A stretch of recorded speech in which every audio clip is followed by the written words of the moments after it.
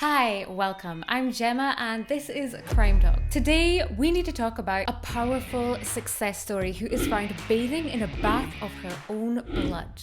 We are going to find out who did this to her and why. This is the case of Kinga Wolf.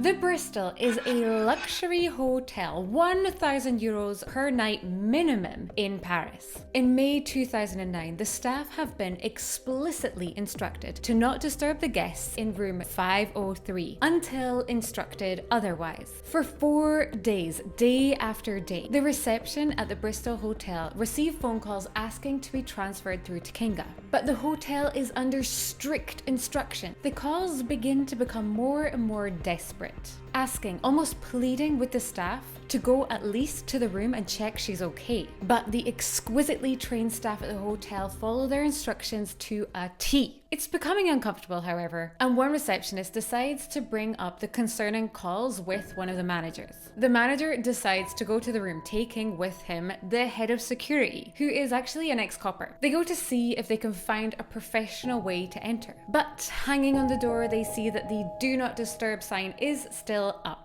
They knew that this was supposed to be a romantic weekend, so they leave it at that, without knocking. Just as they're about to walk away, the manager spots something on the door handle. Something that looks disturbingly like blood. They need to find a way to enter. Kinga Wolf, 36 years old, is the woman who has reserved the room. And she is an extremely successful woman. She lives in London but is originally from Poland and she speaks 3 languages effortlessly. She's also currently earning over €300,000 per year. She manages accounts for some massive companies, including McDonald's and Carrefour, which is this massive supermarket brand out here, across the whole north of Europe. She and her boyfriend had come to Paris to retrieve a gift she had bought for him. No small gift. This was a yacht. 3 years before, she had met a British entrepreneur, Ian Griffin, equally, if not more successful than she is. They fell in love and had planned to get married. He had grown umpteen small businesses into big, successful enterprises, and his wealth was clear to everyone due to his very expensive taste in cars. He is particularly fond of his Porsche 911 and his Lamborghini. So they booked into the Bristol Hotel to have a romantic weekend and to collect the yacht. And from the room service bills, it would seem that one morning they had ordered 3 coffees. So it's important to remember that although this was a romantic weekend, there could at one point have been a third person in the room with them. After some contemplation, the manager and the security guard decide that they will enter the room under the pretenses of being room service, really just to make sure that everything's okay. As soon as they enter, they see that everything is a mess. Tables and chairs are thrown across the room, but more concerningly, there's blood on the floor and on the walls and on the bed. They take a quick look around and the security guard opens the bathroom door. He sees a young woman bathing in a dark red bath. It's Kinga. They call the police immediately. When experts take a first look, it is clear that she has been brutally beaten to death. Then they notice some more unusual marks on her body. Burn marks, but with very distinctive characteristics. They think they are burn marks from a taser gun. Their suspicions are confirmed when they later find 2 taser guns in the room. They count almost 100 bruises across her body, 17 head wounds, 33 on the torso, and the rest spread over her arms and legs. And they come to the conclusion that she has either died on the evening of the 24th, it was a Sunday, or the morning of the 25th. Why had nobody reported any disturbing noises from the hotel room that night? Because unfortunately, all of the rooms around them were vacant. There was nobody to hear her screams. And her lover, who was staying at the hotel with her, Ian, is nowhere to be seen. The hotel reveals to the police that on Monday the 25th, they had received a call from room 503. A man had asked to prolong the stay for 1 more night. But this man spoke perfect French with a French accent, not an English one. And Ian had a distinctly English accent. And when they check the room service bill for that morning, they see the 3 coffees had been ordered up to the room. Who drank the 3rd coffee? This is all evidence that needs to be further investigated. But it brings around 2 theories. 1, that Ian had an accomplice. And 2, that Ian isn't the murderer at all. It was someone else entirely. The night before, on the 24th, the couple had also ordered some room service. This time they had ordered a Grand Cru wine from Saint-Emilion, which, well, I don't know a lot about wine, but it sounds expensive. The hotel waiter who had brought the wine to the couple gets interviewed. He recounts that when he arrived outside the room, he felt uncomfortable. He could hear a pretty intense argument inside, but he plucked up the courage and knocked. Kinga answered the door and she was visibly distressed, and she quickly pulls the tray into the room with the bottle of wine and the glasses on it. But she was so flustered that she didn't quite have control of what she was doing, and the whole tray flipped upside down, the expensive bottle too. And the man in the room, which we assume at this moment is Ian, got so frustrated that he slammed the door in the waiter's face. Hold on, stop. Did you just think about subscribing? Really, you don't have to do that. It's so expensive and... What? It's free? No way. You're telling me it costs zero money to subscribe? Right guys, it turns out that subscribing would actually be a completely free way to make your life better. Subscribe. At first glance, Ian is a super successful 39-year-old entrepreneur, hence all the fancy cars.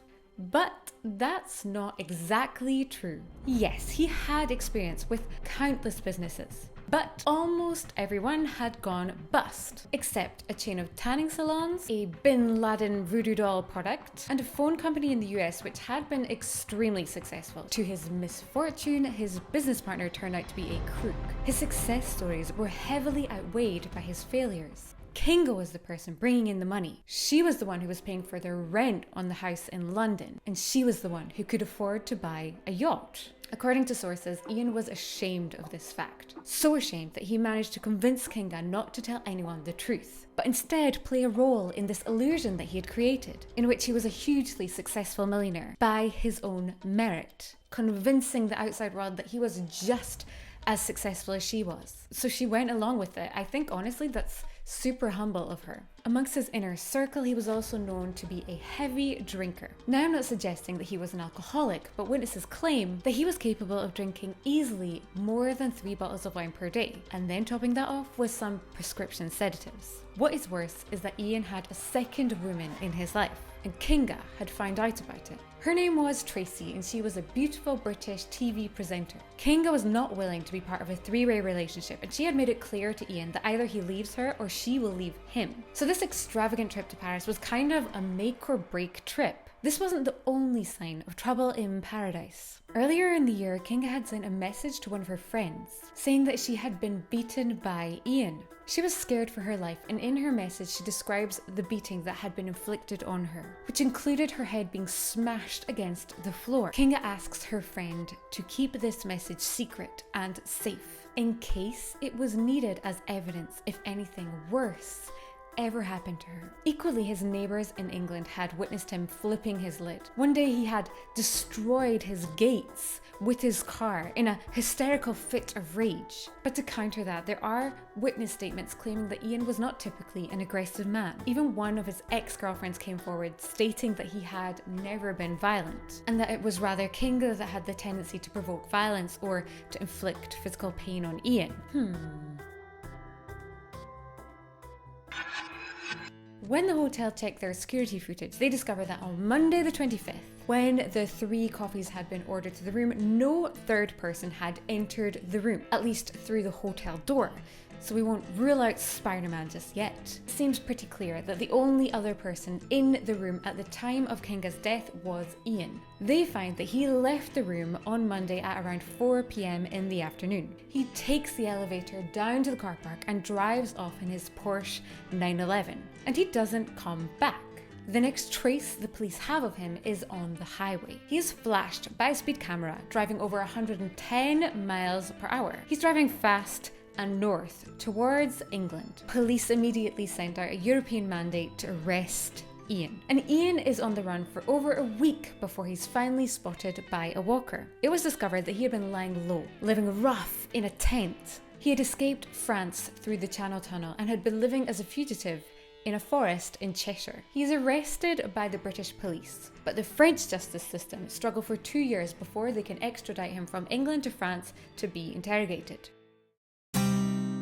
unfortunately for the French detectives on this case, our little fugitive has had 2 years to think about what he's going to say. That's more than enough time to look into your best line of defense. He is well prepared. He states he has a complete memory loss of his time in the room. I don't know if you've ever watched politicians talking about something naughty that they might be implicated in, but if you don't recall, is a pretty popular phrase used amongst them. Ian claims he had certainly never hit a woman in his life. Definitely never Kinga. So, if he had never hit Kinga, but she had been beaten to death and he was the only other person in the room with her, well, what is he suggesting? This doesn't really correlate with the 100 bruises on her body. And how did she get into the bath? Ian claims that Kinga was allegedly bipolar, often hysterical and uncontrollably jealous, and would lash out at him. And so maybe that night he could have hit her in self-defense. She had hit him so hard that he had broken 3 of his ribs, but he just doesn't remember hitting her. For some context here, Griffin is a tall, strong, athletic man, and Kinga was significantly smaller than him, delicate and slim. At the time, he was taking antidepressants among other things, and the medicine mixed with alcohol could often make him forgetful. That particular night, he had passed out, and when he awakens, he sees Kinga on the bed. Her body was cold, and so he put her in the bath to kind of revive her. Okay, so that explains the bath, but what about the taser burns? The tasers, why did he use them on Kinga? Why were they even in the room? They could be indicative of premeditation. According to Ian, they had been bought the day before. But his story is that Kinga had bought the tasers so that they could both use them as a form of protection on the yacht. This actually makes sense. One thing that is suggested by the defense during the trial is that on the evening in the room, Kinga had once again brought up the ultimatum after having uncovered that he had not yet broken up with Tracy. Either he leaves his girlfriend or she will leave him. And this is the version that the judge really believes happened. And from other witness statements, we can paint a clearer picture of what happened on the run-up to this ultimatum in the room. The couple had gone for dinner at a high-end restaurant. The waiter recounts that they were having a nice meal, but just before dessert, things turned bad. Ian grew very angry and threw a glass of red wine over Kinga and stormed out, leaving Kinga behind. Kinga picked up the bill. Security footage then shows that Ian returned to the hotel and he claims that he drank a vodka, but we know he drank 2. He then heads back to his room. Kinga joins him there, and then this is when they order the Grand Cru, the expensive bottle of wine. By this time, Ian is well oiled, hammered, plastered, sloshed. What happens in the following hours we can only imagine was a real life nightmare for Kinga. Ian had brutally beaten Kinga to death, the woman who he was madly in love with and desperately wanted to marry. This would have been a slow and laborious process. Behind every blow, every strike from the taser was a malicious intention. Ian claims that when he left the hotel, his intention was to drive to England to commit suicide, but instead he went camping. Ian's trial finally takes place in 2014, and during these years awaiting trial, he was not kept in prison. And when he showed up to the court, you will be shocked to find out just who he showed up with. He's accompanied by none other than his girlfriend, Tracy. The famous Tracy, who was at the centre of all the ultimatums. And Ian is also in bad shape. He uses crutches to walk and is a shell of his former self. He is sentenced to 30 years for murder. But after an appeal, his sentence is reduced to 14 years. He is, however, as I speak, already out. So he now lives happily in the south of France with his children and Tracy. There is one unanswered mystery in this case. It was the man with the French accent asking to prolong the room stay. Nobody knows who made this call, but it wasn't Ian. If you have any theories, let me know down in the comments. But for now, our thoughts and prayers are with Kinga's family and friends. Kinga, you deserved better. If you have made it this far, 1, you rock, and 2, comment guilty in the comments below so that we know that you are one of our hardcore fans. And I would also like to give a shout out to one of our amazing subscribers, Al Ksaria. I'm so sorry if I'm saying that wrong or pronouncing that wrong, but your comments really made our day, so thank you for being so supportive. We are truly grateful. And if you guys want more, you guys know what to do by now. Click either here or here for more of our videos. And please, please take care of yourself. Love, peace, bisous, à la prochaine.